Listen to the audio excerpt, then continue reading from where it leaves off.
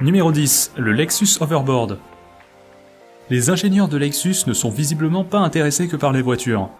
La marque a décidé de développer sa propre version du skate volant de Retour vers le futur 2.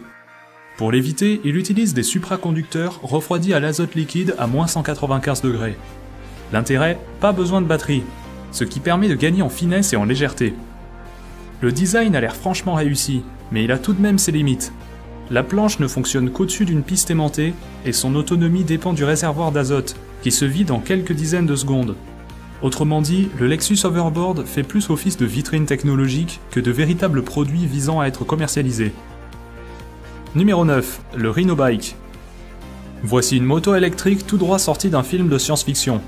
Elle n'a beau avoir qu'une seule roue, elle est stable, facile à prendre en main et se contrôle entièrement avec les mouvements du corps. Mais contrairement aux apparences, il s'agit plus d'une alternative au Segway que d'un engin destiné à remplacer votre moto. Le véhicule est autorisé à rouler partout, même sur le trottoir et sur les espaces réservés aux piétons. Avec une autonomie de 40 km et une capacité d'emport de 120 kg, vous pouvez aisément fixer des porte-bagages et partir faire vos courses avec. Pour l'instant, son prix et sa date de sortie n'ont pas encore été annoncés. Numéro 8, le Wildcar.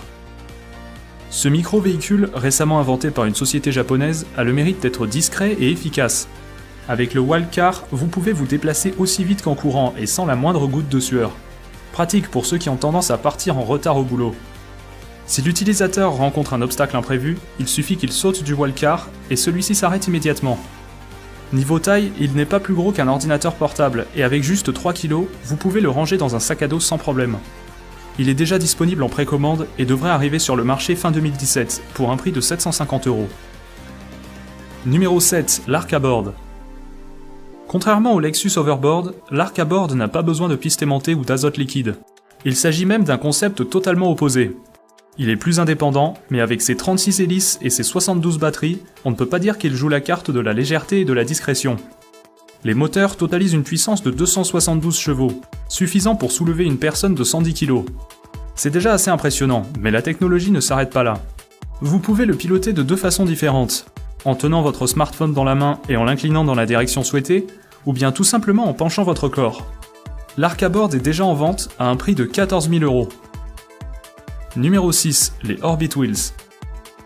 Les Orbit Wheels vous laissent avancer de profil tout en gardant les deux pieds indépendants. Ces drôles de choses sont une sorte de croisement entre un skateboard et des rollers. Leur grande originalité réside dans le fait que le pied se trouve à l'intérieur de la roue, et non pas au-dessus. Mais cela a un prix, ils sont assez difficiles à maîtriser et nécessitent en permanence de faire des mouvements d'oscillation pour avancer. Les riders confirmés pourront quand même se faire plaisir et découvrir de nouvelles sensations de glisse. Les Orbit Wheels sont déjà disponibles pour environ 60 € la paire. Numéro 5, l'Aquaskipper. Cet appareil est assez étonnant, vu qu'il ressemble plus à une tondeuse à gazon du futur qu'à un engin de sport nautique. Pourtant le concept est vraiment ingénieux, puisqu'il permet de se déplacer sur l'eau en utilisant simplement l'énergie de son corps. Pas besoin de moteur ni d'hélice. Il vous suffit de faire des bonds pour avancer, et ses ailes en aluminium se chargent de créer de la portance et de vous maintenir au-dessus de l'eau. Seul problème de taille, quand on l'utilise, on se tape la honte devant tout le monde. Mais l'activité a le mérite de maintenir en forme. Pour s'en procurer un, comptez à peu près 800 €. Numéro 4, le Yike Bike. Au premier abord, on peut se demander quelle est l'utilité d'avoir un vélo aussi bizarre. Mais en le regardant de plus près, on comprend vite pourquoi. Son avantage réside dans sa portabilité et son confort d'utilisation. Le Yike Bike est pliable en 20 secondes, et sa construction en fibre de carbone le rend léger et facile à transporter. Pour rouler, pas besoin de pédaler, le moteur électrique se charge de tout. Le Yike Bike a aussi l'avantage d'être plus confortable qu'un vélo classique, car vous êtes assis le dos légèrement vers l'arrière, comme sur un fauteuil. Comptez tout de même 2500 € pour la version standard et 4000 € pour la version carbone. Numéro 3, le Martin Jetpack P12. En 2017, le Martin P12 sera le premier jetpack en vente libre sur le marché. Je sais, ça semble trop beau pour être vrai, mais cette fois-ci il n'y a pas d'arnaque. Pour l'acquérir, il faudra quand même débourser 135 000 € et avoir un brevet de pilote d'ULM. Mais ce sont les seules contraintes. Avec un plafond de 1000 mètres d'altitude et une vitesse de 75 km/h, les performances sont plutôt bonnes. Et rassurez-vous, son utilisation n'offre aucun danger particulier. Il est facile à piloter et se stabilise tout seul en vol. Au cas où le moteur venait à s'arrêter, le pilote peut déployer un parachute de secours et atterrir en douceur, quelle que soit l'altitude. Numéro 2. l'Aero-X. L'Aero-X est ce qui se rapproche actuellement le plus des motojets de Star Wars.